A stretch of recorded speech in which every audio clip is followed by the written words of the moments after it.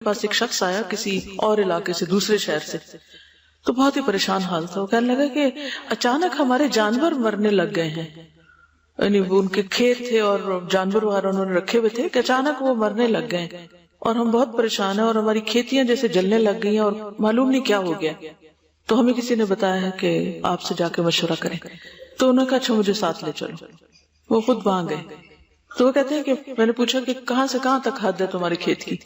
تو انہوں نے مجھے بتایا تو میں نے ایک کونے سے شروع کر کے چاروں کو آیت الکرسی سورۃ فاتحہ یہ پڑھنا شروع کر دی. میں چلتا گیا ساری باؤنڈری وال کے آس پاس ان کے پڑھنا شروع کیا. تو جو ان کے جانور بیمار تھے یا اور جو ایک وحشت کی فیلنگ تھی وہ آہستہ ڈیزالو ہوتی گئی.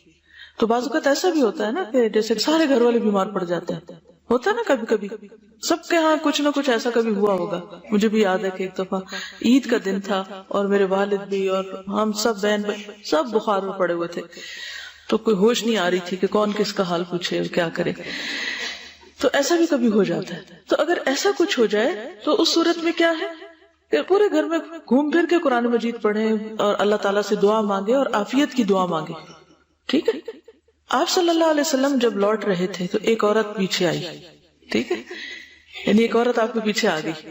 اس نے عرض کیا اس ذات کی قسم جس نے آپ کو حق کے ساتھ بھیجا ہے، میں انصار میں سے ہوں اور میرے والد بھی انصار میں سے ہیں.